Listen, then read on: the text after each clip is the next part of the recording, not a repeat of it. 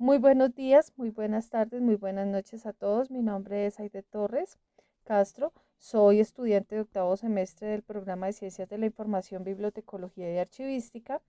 Este video es de la asignatura de Administración de Unidades de Información y vamos a hablar específicamente de la administración. Etimológicamente hablando, la administración siempre se ha hablado de una palabra como tal inglesa que es management, el cual habla sobre la administración, la gestión y la dirección. Pero como tal, ella se usa de diferente modo, pero se refiere es a las tareas y funciones en distintos hábitos. Entonces, este como tal se contextualiza como la administración. Entonces, la administración etimológicamente hablando es básicamente, se toma como ese equivalente a ese vocablo inglés. Entonces, este se utiliza para las distintas organizaciones, bien pueden ser empresas de servicios, de educación, de salud, en fin. Y esto a su vez cumple una perspectiva empresarial entendiendo el concepto para el cual, hacia el cual se va a enfocar la administración. Como tal, la segunda parte es la parte humanista o la histórica. Entonces, la administración no solamente es o sea, en cuestión de historia, se remonta desde el mismo comienzo del ser humano como tal del hombre, pero cuando ya se comienza su estudio como tal, como una teoría, como un punto de estudio, es relativamente joven. Se habla de administración desde el mismo momento en que está el hombre, porque empieza la organización como tal para cazar, para recoger frutos, para cuidar para cuidarse como tal, como grupo nómada, ya cuando abandonan ser nómadas y toman como tal su rol de establecerse en un lugar, entonces para la construcción de casas, para todo este tema. Entonces, ya después viene como sociedad, surgen las civilizaciones. Entonces, cuando hablamos de la cultura griega, el aporte que nos deja por medio de la democracia es los diferentes votos que se toman de acuerdo a las necesidades que tengan como tal en su cultura. Están los romanos que son tal vez uno de los que más aportes nos dejan porque nos dejan eh, la organización, la organización jerárquica, la centralización de los poderes o de la administración, nos nos deja como tal la delegación de las funciones, nos deja la gestión financiera y la planeación. ¿En qué contexto? En el contexto de la gestión financiera, ellos efectivamente solicitaban diferentes rubros de dinero y diferentes impuestos, pero asimismo también hacían construcciones en pro de del mismo pueblo. Lo está el acueducto romano, está la vía Apia, está el Coliseo Romano, están muchos inversiones que ellos hicieron que es de contexto administrativo. Están los egipcios, quienes aportan a la administración la especialización, o sea, ellos se especializaban en algo puntual. En este caso, fue un pueblo, una civilización que se enfatizó mucho en la astronomía y en la ingeniería civil y en la arquitectura. O sea, áreas que cobijaban mucho la matemática. También la capacitación, ellos como tal capacitaban a su personal para cosas puntuales, los escribas para ser escribas, para manejar este tipo, los que eran los encargados de hacer las construcciones netamente para ello. Entonces, evidenciamos los perfiles y también la planeación, la planeación que ellos llevaban un cronograma para lograr hacer toda la información, todo lo que ellos necesitaban la guardaban en su información y a medida que iban surgiendo, iban también arreglando todos sus construcciones. Los babilonios con el código de Hammurabi aportaron también. Los chinos con los principios de administración de Confucio. A pesar de ello, el imperio como tal, el imperio chino, logró mucho auge y era supremamente organizado de acuerdo a este código. Y los sumerios también aportaron. En la Edad Media se fundamenta en la corona y en la iglesia. En juntos contextos la administración está evidenciada, puesto que ya hay una jerarquía. Esta jerarquía como tal se evidencia en las dos partes. También está la selección, sea, delegan la autoridad, buscan a quién se le delega y esa selección es a los señores feudales. Como tal, estamos hablando de una sociedad agrícola, entonces todo lo que es por las estaciones, entonces ellos administraban todo lo que concerniente a la alimentación, a la casa, a todo lo que ellos podían guardar para las épocas que eran de invierno y que no tenían facilidad de cómo poder tener alimentos para esta época. Entonces ahí se implementaba la administración y se consolidan también las funciones, ¿sí?, de la iglesia como tal. Allí es donde surge en Italia el estudio de la contabilidad como tal, con el señor Lucas Pacioli, y él es quien implementa por medio de la contabilidad los libros, el libro mayor y el libro menor, haciendo todavía la administración más fácil. En la Edad Moderna se profundiza ya no tanto en otros contextos, sino en la selección del personal y la especialización en las funciones, así como lo hicieron los antiguos egipcios. Entonces, el señor economista Adam Smith, por medio de su libro La riqueza de las naciones, genera la doctrina Laissez-faire, que habla sobre la administración y la economía. En la actualidad, hablamos de diferentes autores que hablan sobre el mismo tema. Está el señor Hidalberto Chavenato, que habla sobre la teoría general de la administración, que se estudia desde la interacción y la interdependencia de seis variables, que son la tarea, la estructura, la persona, la tecnología, el ambiente y la competitividad. También habla sobre planear, organizar y dirigir y controlar los recursos para así lograr los objetivos de la organización. Está otros señores que son Krot y Weinisch, que hablan sobre diseñar, trabajar y hacer un trabajo colaborativo para de esta forma lograr los objetivos de la organización. Está Robin y Coulter, que habla sobre los procesos eficientes y cumplir con los objetivos. Entonces, en este contexto, básicamente hablan de este tema. También a su vez hablamos del señor Benavides, que él habla sobre la mezcla de diferentes habilidades. Entre esas habilidades están las habilidades técnicas, que son las que permiten la utilización correcta de herramientas, de aplicaciones, de procedimientos. Están las habilidades interpersonales, que son la motivación, la resolución de conflictos y la generación de confianza. Entonces, esto nos habla de una disposición para poder resolver los conflictos de una manera asertiva. Y habla de las habilidades conceptuales, que éstas permiten diagnosticar, reconocer, comprender y analizar las diferentes situaciones para así mismo saber cuáles son las consecuencias para la organización, los grupos de interés y asimismo tener los criterios para poder tomar una decisión. Como tal, el perfil del administrador es una persona, ¿sí?, que habla ya como persona, como el actor principal para el éxito de una empresa o de una organización. También el perfil de la persona que maneja, que va a ser administrador, debe manejar unos procesos, que son una serie, que son las series o las etapas, a desarrollar la gestión.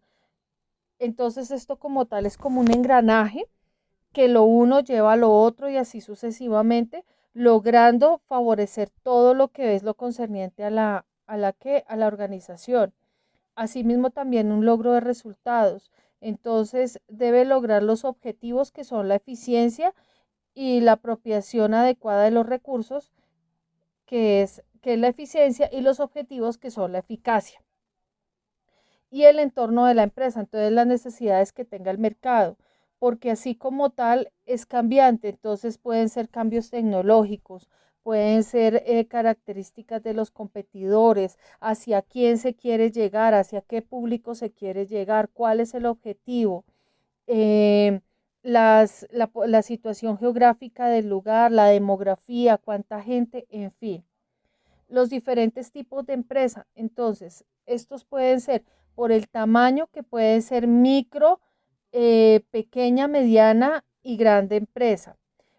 Por la actividad comercial, que pueden ser industrias, puede ser de comercio, puede ser de servicios. El régimen jurídico puede ser sociedades, entonces pueden ser anónimas, limitadas, puede ser una fundación, puede ser una corporación, asociación, cooperativa, en fin. Las, la propiedad, estas pueden ser públicas, pueden ser privadas o puede ser unión de las dos, que son mixtas. Como tal, las particularidades de la administración son que es universal. Entonces, es universal porque se puede aplicar a cualquier contexto. Puede ser una empresa de servicios, incluida una unidad de servicios, o incluida también una unidad de información. Entonces puede ser una biblioteca, un archivo, en fin, siempre va a implicar que haya una administración como tal. Es dinámica porque tiene diferentes factores. Pueden ser los cambios tecnológicos, pueden ser de medio ambiente, pueden ser de responsabilidad social, puede ser de inclusión, en fin. Entonces es relativa, no es absoluta. Entonces, ¿por qué es relativa? Porque puede ser relativa a las demandas sociales, no son las mismas demandas de hace unos años a las actuales. Entonces, por eso es relativa. La sustentabilidad. Hace unos años no hablábamos de una sustentabilidad ni de ser amigable con el medio ambiente. Ahora sí estamos hablando de ese contexto. La demanda social. Ya no estamos hablando como hace unos 20, 30 años, que hablábamos sobre gamines, que hablábamos sobre, utilizamos esos contextos. Ahora estamos hablando de habitantes de calle, hablamos de reinserción, ¿sí? A la vida social. Entonces ya cambiamos en ese sentido de la demanda social. Las diferencias generacionales.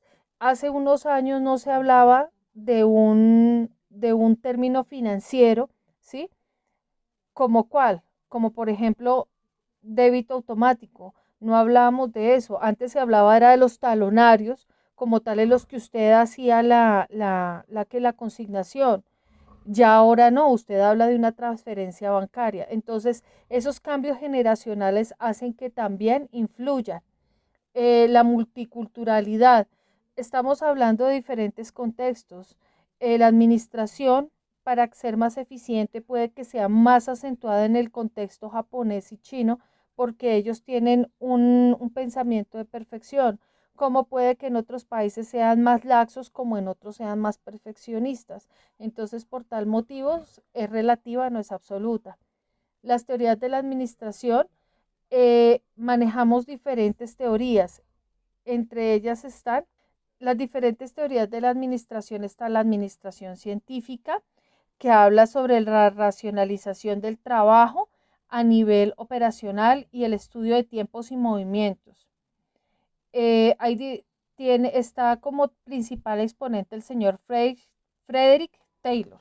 Está la teoría clásica, que habla sobre los principios generales de la administración, las diferentes funciones de la administración. Su principal exponente es Henry Fayol. Está la teoría de la burocracia, que está diseñada, que es el diseño de la organización formal, y habla el señor Max Weber. La teoría estructuralista, que habla sobre la organización formal e informal, el análisis y la intra e interorganizacional. El principal exponente es Emilian Etzioni y Jean Viet. La teoría de las relaciones humanas es la motivación, el liderazgo, las comunicaciones y el trabajo en equipo, y de él habla Elliot Mayo. La teoría del comportamiento organizacional son los estilos de administración, teorías de las decisiones. Y el principal exponente es el señor John Watson. La teoría del desarrollo organizacional enriquece el sistema abierto y habla sobre esto el señor Leonard Bradford. La teoría de la contingencia, que es el análisis ambiental, habla el señor Freud Lufthansa. La teoría de la contingencia tecnológica, que es la administración de la tecnología, y habla el señor Norbert Wiener. Y los nuevos enfoques, que habla sobre el caos y la complejidad y el capital intelectual, que es el señor Max Planck. El proceso administrativo como tal es de las principales tareas que se desarrollan en una administración de una gerencia moderna. Entonces, se entiende como proceso administrativo, que es aquel que planea, organiza, integra, dirige y controla las actividades de la organización y emplea todos los demás recursos organizacionales para alcanzar las metas establecidas para que logren los objetivos de la organización. Entonces, en este proceso se integran diferentes funciones administrativas, como lo es la planeación, que es la fase en el que consiste en determinar los diferentes resultados de acuerdo a las metas, sea a corto, mediano y largo plazo, a partir de la misión y la visión, la formulación de objetivos, las estrategias, las tácticas y el presupuesto. La organización, de acuerdo al señor Combs y Weirich, dice que es el diseño de la estructura organizacional, el empoderamiento, la cultura organizacional, entre muchos otros factores. La organización permite identificar qué tareas se va a encomendar a cada una, qué actividades debe realizarse, su agrupación, los responsables de desarrollarlas con el fin de lograr los objetivos como tal.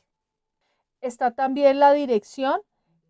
La dirección como tal es la etapa en la que los gerentes motivan a los empleados, dirigen sus actividades hacia los demás, eligen los canales de comunicación que sean más eficientes para que la comunicación sea más asertiva. Y está el control. El control es la etapa final de los procesos y de las funciones administrativas y de a quienes se les encargaron, y asimismo se monitorea, se verifica y se corrige el cumplimiento de los objetivos planeados. De esta manera se logra optimizar los recursos de la empresa, se logra evaluar el cumplimiento de los planes, de los objetivos, la trazabilidad de los proyectos y de las tareas encomendadas. Entonces, por tal motivo, el control debe ser permanente y debe ser transversal a todas las organizaciones. ¿Qué aportes puede dar la administración a una unidad de información? Muchos, porque en la unidad de información se presentan diferentes procesos. Al haber diferentes procesos, se necesita organizar lo que son los presupuestos para que se optimicen todos los recursos económicos para sacar un mayor provecho. El recurso humano, tener conocimiento de primera mano cuáles son las habilidades y destrezas de cada una de las personas. De esta manera se pueden apoyar los procesos de manera que se logren a cabalidad. Que las actividades que se dirigen se logren enrutar efectivamente hacia el objetivo común, ¿cuál es? El usuario en una unidad de información. Lograr la comunicación asertiva con cada una de las partes que maneja la información y de esta manera poder encajar cada uno de los procesos que se lleva en una biblioteca, logrando que los recursos sean optimizados, tanto los recursos económicos como los recursos en la parte personal, sea la parte humana. No siendo más, esta es la exposición como tal de lo que es la administración, los alcances y las diferentes teorías de la administración. Muchísimas gracias, que tengan un muy buen resto de día, que estén muy bien, hasta pronto.